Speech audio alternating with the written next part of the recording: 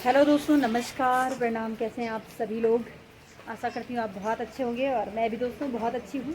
बहुत बहुत आभार आप सभी का। आप लोग वीडियो को खूब देखते हैं और खूब प्यार स्नेह देते रहते हैं। और आज का ब्लॉगिंग का स्टार्ट करूँ मैं। ये बारिश हो रही है अभी देहरादून से, और देहरादून में हूँ दुर्गा मंदिर के पास, और आज कुछ विशेष जगह जा रही हूँ। अगर अच्छा लगा तो आपके लिए वीडियो उपलब्ध कराऊंगी, तो आप वीडियो पे बने रहेंगे। और यहाँ पे एक मेला भी लगा हुआ है आजकल, और पहुँच रही हूँ मैं मेले में, और मेले के अंदर कुछ विशेष दिखेगा तो ज़रूर आपको दिखाऊंगी। तो दोस्तों यहाँ पे आई मैं, और यहाँ पे चल रहा आरसीएम बिजनेस नेटवर्क मार्केटिंग कैसे की जाती है। तो यहाँ पे कुछ अचीवर लोग हैं जिन्होंने नेटवर्क मार्केटिंग में एक अपना अच्छा नाम और फेम कमाया है। और ये कुछ ट्रॉफियाँ हैं उन लोगों के लिए जिन्होंने यहाँ पे पिन अचीव करी हैं, और उनका शायद यहाँ पे सेलिब्रेशन होना है आज। तो आप वीडियो पे बने रहिए। और आप हमारे सामने आ रही बीना चौहान, तो आइए।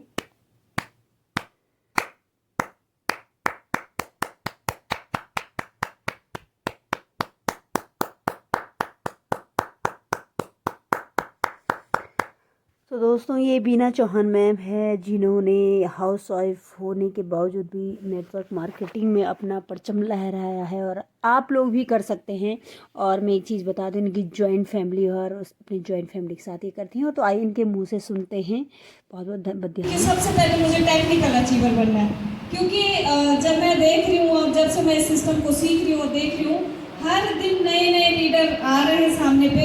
एक ही दिन में लोग रॉयल्टी अचीवर बन रहे हैं, एक ही महीने में, 3 महीने बाद टेक्निकल अचीवर बन रहे हैं लगातार। मतलब ऐसा कोई महीना नहीं है जिस महीने लोग अचीव नहीं कर रहे हैं कोई ना कोई भी। तो आप सब लोगों को पता है, मैं नए लोग थोड़ा सा अपनी स्टोरी बताती हूँ कि मैं इस सिस्टम में कैसे आई हूँ। पुराने लोगों को तो सभी को पता है। मेरे अपलाइन मेरे शुक्रगुजार रहूँगी, जितना बोलूँगी उतना हो नहीं पाता है, लेकिन दिल में जो सम्मान आज की डेट में है वो मैं किसी के लिए भी उतना नहीं है।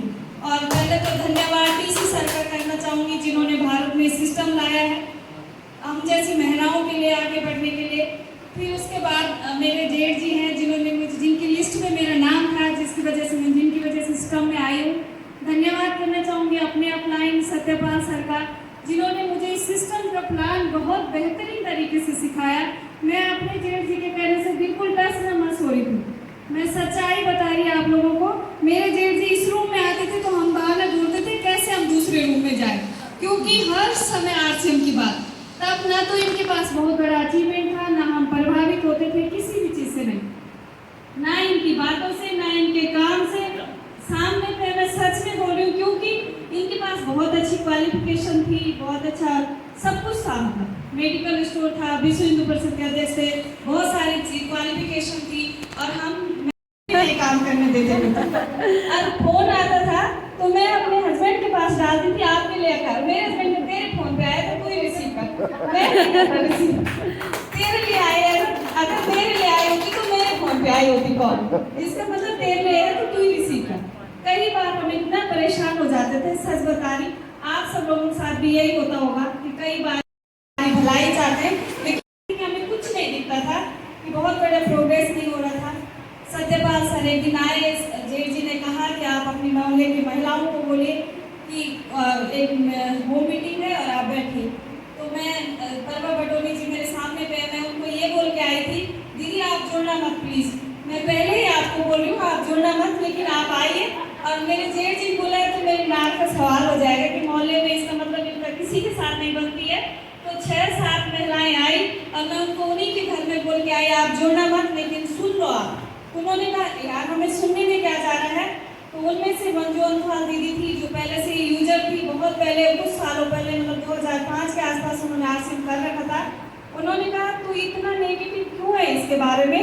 मेरे हस्बैंड अभी तक उन पैंट शर्ट को पहनते हैं। जब हमने आरसीएम ज्वाइन किया था, एक 3 पैंट पीस मिलता था और एक बैग, तो वो ज्वाइन थे और अच्छा था।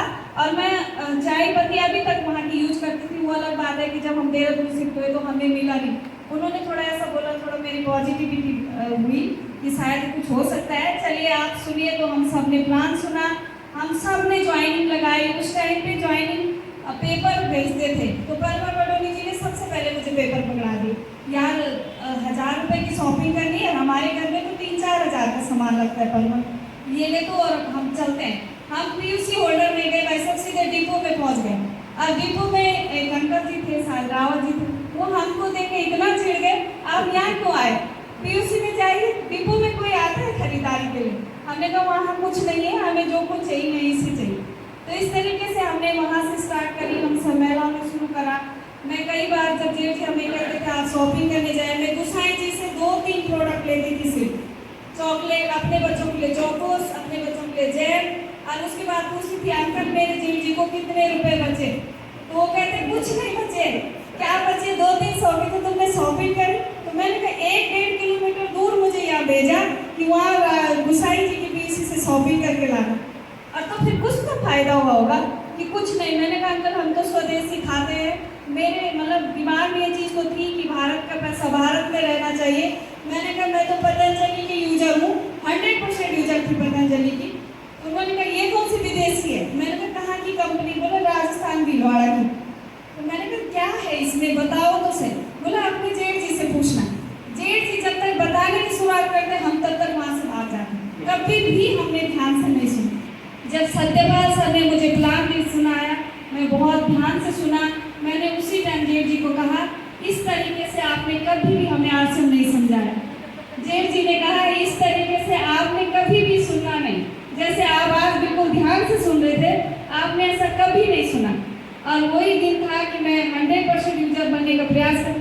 उन्होंने हमें बताया साबुन की क्वालिटी इस तरीके से चेक होती, चाय की क्वालिटी इस तरीके से चेक होती, तेल की क्वालिटी इस तरीके से चेक होती। मैंने कहा ये सारा काम तो हम सबका है, क्योंकि कपड़े हम धुलते हैं, बर्तन हम धुलते हैं, हमें पता होगा ना कि कैसा वॉशिंग पाउडर चाहिए, हमें पता है कैसा हमारे हाथ खराब ना हो, डिश वॉश कैसा चाहिए, फिक्सी, मतलब टोटल प्रोडक्ट हमारे यूज के थे। मैंने कहा यहाँ तो आदमियों का कुछ काम ही नहीं है, सारे के सारे प्रोडक्ट हमारे हैं। शॉपिंग महिलाएं ज़्यादा करती है, खर्चा महिलाएं ज़्यादा करती है, प्रोडक्ट यूज महिलाएं करती हैं। हमारे हाथ में हमारे हस्बैंड भी, हमारे सास ससुर भी, बच्चे भी, उन सब की जिंदगी होती है। हम उन्हें कैसा खिलाएंगे, कैसा पिलाएंगे, हमें पता है ना। किचन में जब हम बना रहे हैं, उन्होंने हमें साइड बाय साइड बहुत सारी चीज़ें भी बताई। आज की वुमन का 90% प्रॉब्लम आज की डेट में मिलावट के भोजन से हो रही, 80% प्रॉब्लम इस चीज़ से हो रही कि हमें पता ही नहीं है कि क्या खाना चाहिए, क्या नहीं खाना चाहिए, किस टाइम खाना चाहिए, पानी किस समय पीना चाहिए। मैं पहले से उनसे पहले राजीव दीक्षित जी को सुनती थी, तो उनकी बातों से मैंने बहुत सारे मेल जोल देखा। मैंने कहा ये तो हेल्थ पॉइंट से काम बात कर रहे हैं, स्वास्थ्य पे काम कर रहे हैं, ये आश्रम उर्सम को उन्होंने एक बार भी नाम नहीं लिया। तो वो चीज़ें मुझे सूट हुई और वो दिन है, और आज तक मैं उसी तरीके से प्लान शो करती हूँ कि प्रोडक्ट बेस पे प्लान शो करती हूँ, प्रोडक्ट की क्वालिटी लोगों को बताती हूँ। उसके बीच में अगर लोग हमारे साथ जुड़ते हैं तो वो 100% यूजर बन जाते हैं जब उन्हें प्रोडक्ट अच्छे लगते हैं। हमारा काम है सिर्फ लोगों को ये बताना कि आपने मार्केट के प्रोडक्ट क्यों नहीं खाने और आश्रम के क्यों खाने। अगर हमने ये क्यों लोगों का क्लियर कर दिया तो लोग अपने आप ही हमारे साथ आ जाते हैं, क्योंकि हम तो हर किसी के स्वास्थ्य पे काम कर रहे हैं ना। पैसा तो बाद की बात है, पैसा जो हमारे पास है अगर वो हमसे बाहर ना जाए तो वो बड़ी बात है। तो मैं उसके बाद जब हम जुड़े तो सर का आना हुआ, फर्स्ट टाइम सर से मुलाकात हुई थी, तो मैंने सर को हल्के में ही लिया। सर थोड़ा बहुत बातचीत सुनी, सर उसमें निकल गए। सर कुछ दिनों बाद आए, मैंने सर से इतनी सारी होम मीटिंग कराई। पहली होम मीटिंग रायपुर में, दूसरी होम मीटिंग रानी पोखरी में, तीसरी होम मीटिंग, मतलब एक ही दिन में रात के 9 बजे तक मैंने बजाज साहब को घुमाया अपनी गाड़ी में। मेरे भाई साहब थे अनिल रावत जी और मेरे हस्बैंड और बजाज साहब, जहाँ जहाँ मैंने लेके बजाज साहब वहाँ इतनी सारी होम मीटिंग। उसके बाद जब हम भीलवाड़ा गए तो मैंने देखा, मैंने कहा भयंकर, बजाज साहब की इतनी बड़ी थी और हम बजाज साहब को कुछ नहीं समझते। सच बताओ, बजाज साहब सामने पे है, मुझे बिल्कुल भी नहीं लग रहा था कि मैंने क्या किया। उस दिन मुझे रियलाइज हुआ हम कितने नाराज थे। सर का इतना बड़ा होता है और हम सर से एक एक व्यक्ति को भी सर ने उसी तरीके से मीटिंग दी, जिस तरीके से 10 महिलाओं को समझाया, उसी तरीके से सर ने एक लड़की को भी पूरा टाइम दिया। तो उस दिन मैंने कहा बाप रे, इतनी बड़ी क्वालिटी, 1 मिनट के लिए भी थके नहीं, एक शब्द टस न बस। जितना 10-20 महिलाओं को समझाया उतना ही एक महिला को। तो मैंने कहा ये कितनी बड़ी खासियत है सर। उसके बाद बहुत इज्जत बढ़ गई सर के लिए मेरी। मैंने कहा इस तरीके के हमारा इतना समय लगा, इतने दूर से आए थे और हम समझने का प्रयास ही नहीं कर रहे थे। उसके बाद मैंने कभी पीछे मुड़ के नहीं देखा। मेरे जेठ जी ने जब मेरा लगभग लीडरशिप हो गया था, उसके बाद भी मैं बहुत ज़्यादा एक्टिव नहीं थी। एक दिन मुझे कॉल करी, हमें कॉल करी, दोनों हस्बैंड वाइफ थी, लॉकडाउन की बात है, कि अगर आप लोग सीखते नहीं हैं तो यूजर तो आप लोग हैं ही, यूजर बने रहिए, अच्छे यूजर हैं आप लोग, क्योंकि मेरे डायमंड क्लब कभी नीचे नहीं आया। स्टार्टिंग से ही हमेशा डायमंड क्लब होता था। घर पे बड़ी फैमिली है, अधिकतर लोगों को पता है, घर पे ही लग जाता था। तो मैंने अपने हस्बैंड से कहा, जी आज ऐसे कर रहे और आप यूजर ही रहेंगे अगर आप सीखते रहेंगे। मैंने हस्बैंड से बोला तो मैं सच में परेशान हो गई थी। मैंने कहा आप दोनों भाइयों ने मेरी ज़िंदगी खराब कर दी। आप बोलते हैं कि क्या तुम्हारे आश्रम में रखा हुआ है, और जेठ जी कहते हैं कि करोड़ों आएंगे। मैंने कहा हजारों भी नहीं आ रहे और आप करोड़ों की बात करते हैं। तो मैंने अपने हस्बैंड को बोला ऐसा करते हैं, 1 महीना बैठते हैं मीटिंग में। तब जो मीटिंग हो रही थी, और अगर कुछ गलत हुआ तो मैंने वही करना है जो आप बोलेंगे। लेकिन अगर सच में आपको 1% भी ऐसा लगा कि सिस्टम में कुछ गड़बड़ है, हम लोगों को ठग रहे हैं, हमारी इसमें बदनामी है, कुछ भी है, तो मैं नहीं करूँगी, क्योंकि मैं वही करूँगी जो आप कहेंगे। लेकिन अगर अच्छा हुआ तो बुरा क्या। आज भी लॉकडाउन में हमें 6-7 हज़ार रुपये आ रही थी, जब हम कुछ भी नहीं कर रहे थे, सिर्फ प्रोडक्ट यूज कर रहे थे। क्योंकि मैंने जैसे फर्स्ट क्लास सुना था, कई लोगों का इतना ज़्यादा उत्साह होता, मेरा भी वही था। मैंने अपनी सारी बुक्स बंद कर दी थी। मैं MA BEd हूँ, TET वगैरह मेरा क्वालिफाई था, लेकिन मैंने बंद कर दिया था। सच बता रही हूँ, कसम खा रही हूँ, मैंने अलमारी में पैक कर दी अपनी बुक्स। क्यों? क्योंकि मेरे जेठ जी ने मेरे हस्बैंड को बिठा के बोला था कि क्यों ये फॉर्म भर रहे हैं। पढ़ते हुए तो इन्होंने कभी नहीं देखा था, पर फॉर्म क्यों भर रहे हैं। मेरे हस्बैंड ने कहा पढ़े लिखे फॉर्म भरेगी, इतना मुझे पता है कि इसमें निकलना नहीं है, लेकिन फॉर्म भरने का भी मना करूँगा तो बोलेगी पैसे नहीं दे रहे। बोले जब पता है तो क्यों भरा। मेरे हस्बैंड ने कहा ऐसा नहीं है कि दिमाग नहीं है उसके पास 2 बच्चे हैं, इतनी बड़ी फैमिली है, उसके बावजूद भी वो फर्स्ट टाइम में ही मैंने TET फर्स्ट क्वालिफाई किया, सेकंड टर्म में मैंने TET सेकंड क्वालिफाई किया। मैंने कभी भी दोबारा कोई पेपर नहीं दिया। तो मेरे हस्बैंड ने कहा मुझे पता है वो निकाल सकती है, लेक्चरर में मैं कई बार 2 नंबर 4 नंबर ऐसे रहते थे। तो उन्होंने कहा बट ये है कि समय नहीं मिलता। तो जेठ जी का अगर ऐसा ही है तो कोचिंग कराओ, बच्चों को बोर्डिंग स्कूल में डालो, जब जॉब भी चाहिए। अदरवाइज मुझे आज लगता है कि मेरे हस्बैंड को 18 साल सर्विस में हो गए, लेकिन ग्रामीण एरिया में ही है, दुर्गम में ही है, और हम उनके लिए, वो हमारे लिए सिर्फ और सिर्फ एक ATM का काम करते हैं। ATM हमारे पास है, हम जितना चाहें उतना यूज करें, समय नहीं मिलता। जून के पूरे महीने के अलावा अगर 2 दिन की छुट्टी है तो 1 दिन आने में, 1 दिन जाने में और 1 दिन कुछ भी काम कंप्लीट नहीं हो पाता है। तो आप सोचे जॉब में जितनी दिक्कत है, तो वो चीज़ उस दिन जेठ जी ने समझाया, पैसा ही कमाना है तो इस सिस्टम में भी पैसे कमाए जा सकते हैं, अपने बच्चों के पास रह के कमाए जा सकते हैं। इन्होंने उस दिन हमसे पूछा कि अगर आप दोनों जॉब में जाना चाहते हैं तो मुझे इतना बता दो कि बच्चे किसके पास छोड़ेंगे। मैंने दूर दूर तक नज़र घुमाई, मुझे कोई नहीं मिला।